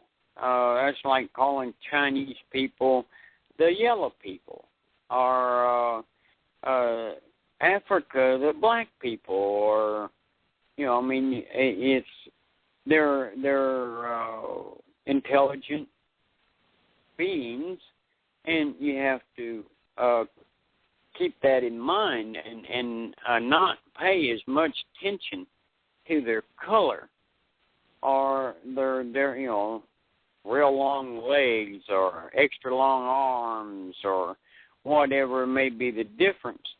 The Army always had a policy that every person in the Army was not any color except green. Every soldier in the United States Army is green. Think of them as green, and then you don't have this racist problem, because the black guy next to you, he is now green. The Chinese guy on the other side, he's green. So, and you're green. So all of you are the same color, so us don't have any racist problems. And that's the way you have to think about them up there. They're all pink or whatever color you want to decide. In actuality, they're different colors, just like here on Earth. You have dark black people, you have dark brown people, Mexicans, you have red-skinned people, the Indians, you have yellow-skinned Chinese, you have well, we know on the planet. What colors did you see on the ships? Well, it's the same way, you have, brown and yellow and blue and kind of an off green. You have different colors. Just about any color in the rainbow, actually, is represented by some intelligent race on that ship, or ships, I should say. And it's your understanding there's 5 main ships. Can you remember there was the flagship where you and I would go, and then the other 4 where one grew plants and one had animals, or was that together? Each ship had their own garden deck and had their own livestock deck, and they had their own. Each ship did. Each ship was self-sufficient. They provided their food and clothing and all that good stuff. But in a necessary situation that can transport, meat to one of the other ships and corn back to the ship that they just got the meat from, or whatever, if it's necessary. But they tried to make each ship independent, self-sufficient. So if a war did break out, they could spread out and not have to be in contact with each other constantly for ammunition or spare parts and food. Now, I was asking them, since we met and worked with Reagan, if they could have more ships so we could start changing this planet and getting people where they could see ships. Now, there's various ship sightings around the world, and so people are seeing them more. Now, how can we put people at ease about all these other things that people are channeling or imagining or saying that we're not going to be able to stop people from having contact or ET experiences? But what is your understanding of all these people that say that they've been abducted? We're not trying to disprove or prove or make them feel bad or make them think we don't believe them, because there's been too many that say that they've been abducted. But you didn't learn about anything like that, right? You only knew of working together in space, and the common cause was to come here, work for 2 years on the ship, or 4 years, however many years they signed up to, and it's just a job. And they're up there monitoring the planet and watching human progress. For what reason? Well, the reason is simple, isn't see how we have progressed. And you say that people see these different aircraft. And, well, you've got to stop and think they're a lot like us in some ways. An airplane in 1942 was a whole lot different than the airplane of today, from fighter planes to passenger planes. Right, we're changing them every year. So, we've got right. So and they improve. Each generation improves it, and it's the same way with them. They manufacture their shuttles and what have you on the ships. So therefore, every year they may improve this, or we don't need this anymore, and they change the ship. And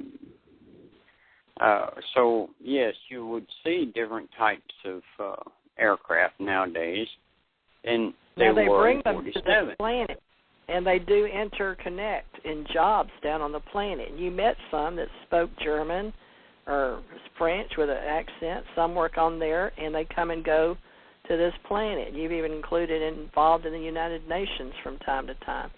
So when they come here, do you know how long that they're allowed to work here? You've even said they have their own Central Intelligence Agency. And then we know there's communication. Well, I don't know.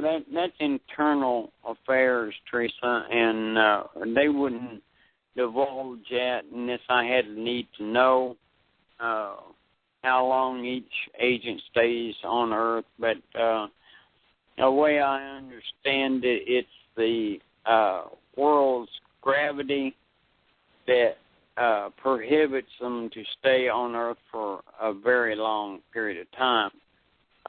Like I said, I have no idea of how long they can stay. And well, I didn't know that the gravity, because they weren't born here, the gravity does affect them. Right. See, our gravity is either lighter or stronger than their gravity, and it affects their muscles after a period of time. And so it's just like when our people go into space and there's no gravity at all. When they come back, they have space legs. They can't stand up. They can't use their legs because they've been without gravity for so long that it wears them out just to be barefooted and walk across the room. The gravity pulling against that foot makes them, makes it feel like you got 5-gallon buckets full of concrete on your feet, and it takes a while for our astronauts to get over that. So it's the same thing with them. Although our muscles are used to it, so we walk across the floor and don't think anything about it. But that's because our muscles is used to the exact gravity we have. And these aliens can adapt and get used to the gravity, but it affects their muscles to a degree that they can only stay on Earth for so long, and then they have to go back, and they can't come back to Earth again because it never really heals. In other words, if they went up, healed up, come back, within 30 days, they'd be right back to where they were, health-wise, with the muscles, because it tears and wears out the muscle, because their body's not made for it. Can you help explain the gravity? Because right now they understand gravity in Earth's atmosphere, and the scientists are trying to prove how to be in space in a gravity environment, but they're not doing a very good job of it. But you don't know the proper way to explain how it works in space, right? Because... Well, on the ship, for me, it was just like being here on Earth. The gravity was so close that it didn't bother me. I could, walk and all that good stuff, and never even thought about it. But it's manufactured gravity. How they make it, I don't know. But the United States will sooner, or the human race will sooner or later figure it out, and the space station will be just like here on Earth.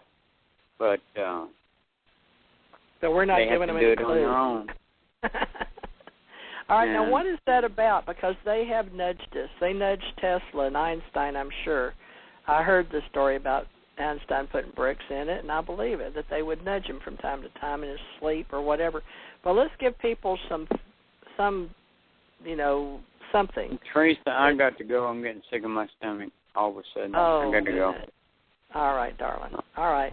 Good. All right, baby. I'll see you in a few minutes.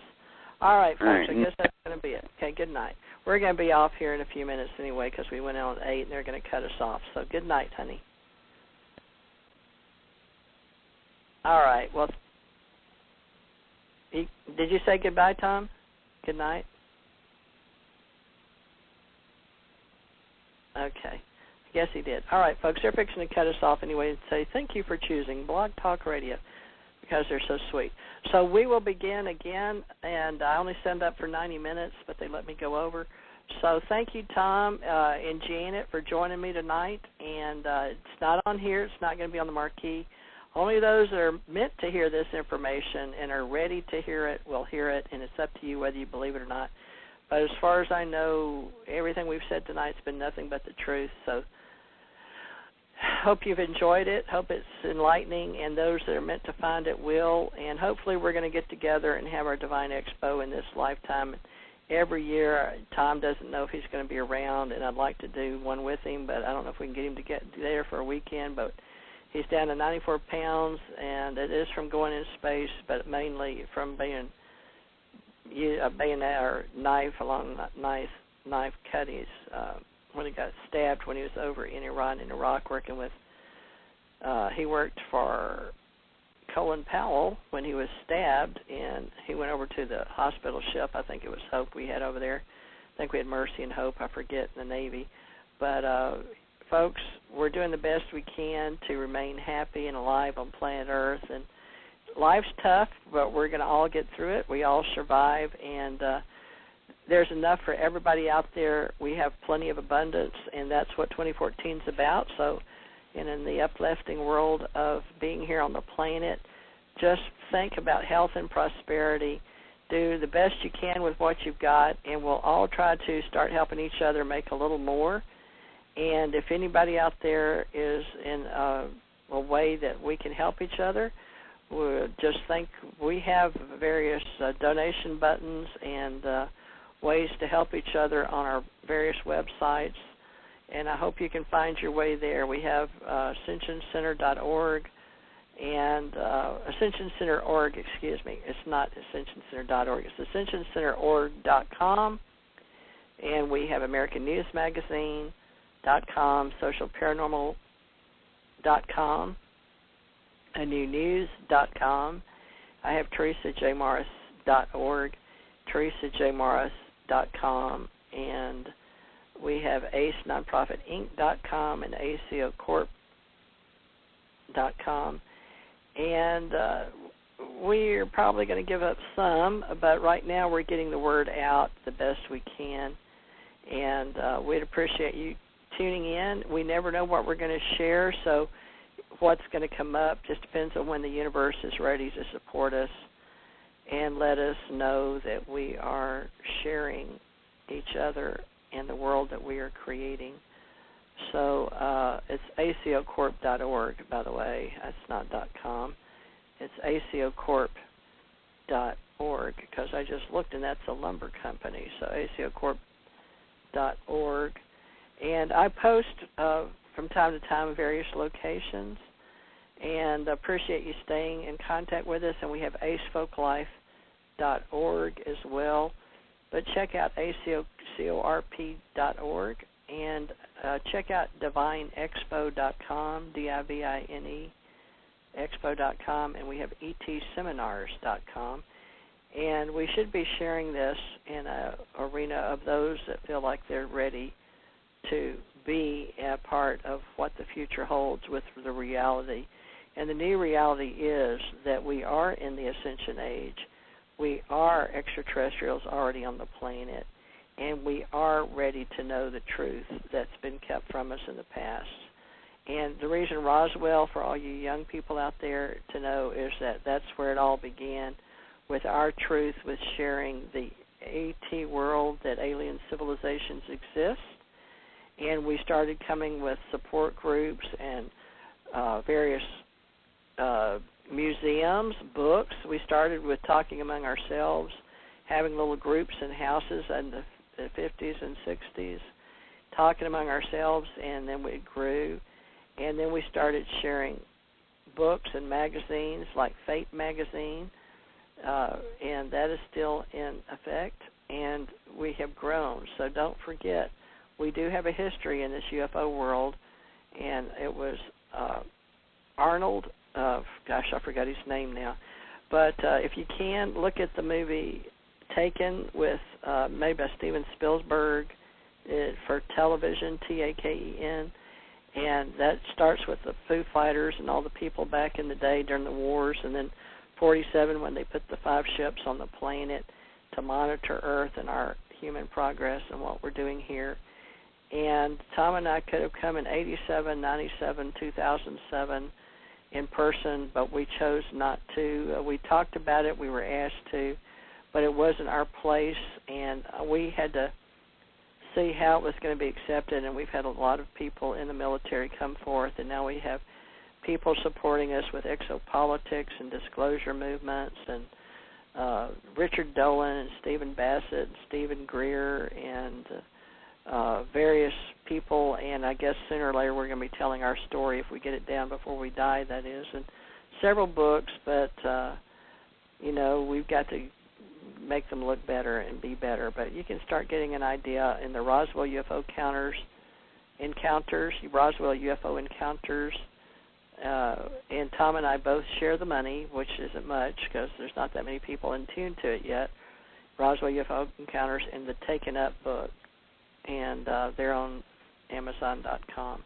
But hopefully we're going to get there, folks, and get the reality that this is real, and we'll start getting into a lot of more details when you ask these questions. And Janet, with the Ascension Center was from the extraterrestrials, and the emblem and how we're proceeding forward is just to those that want to believe that they are real, they are us, how we communicate together, and apparently they do only choose certain people for whatever reasons, and I know that Tom and I are 2 of those, and I hope that you are too. If you're a believer and you know that you're a part of the future in the Ascension Age, that is what we now call it.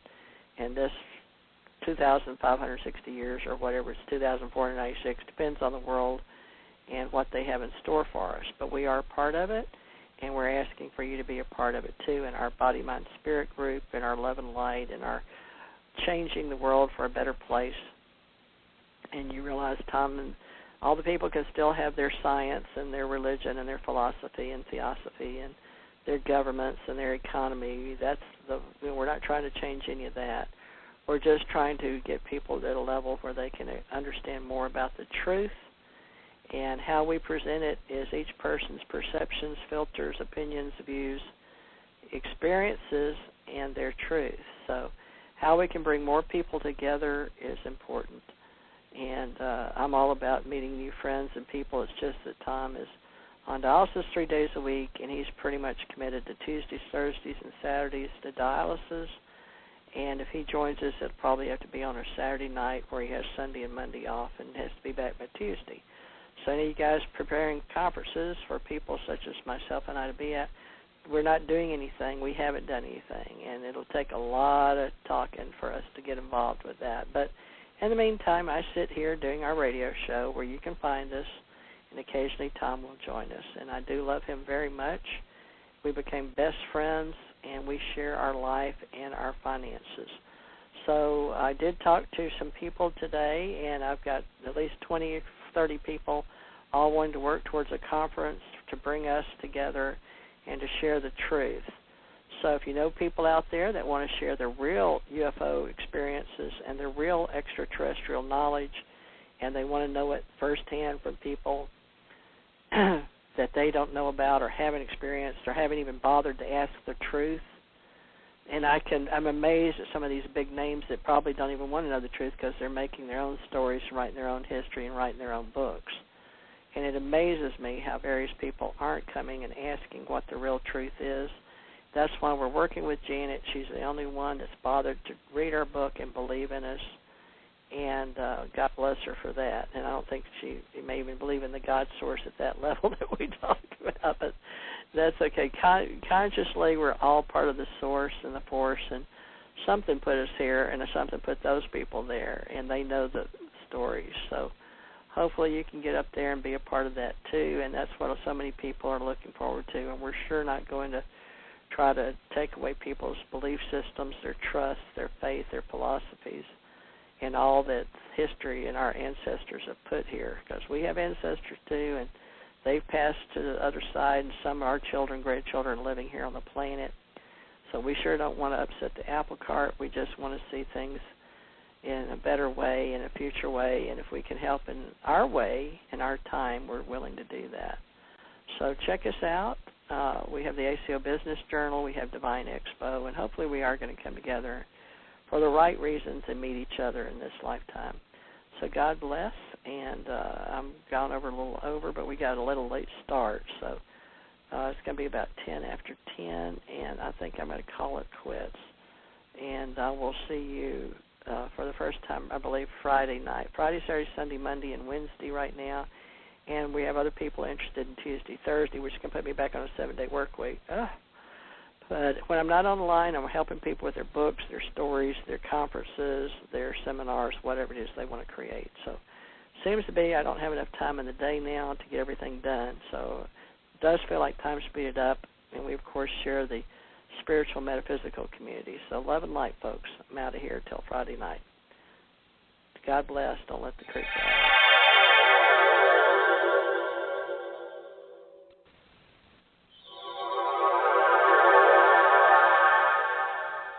Come back and see us now, you hear? Love and light.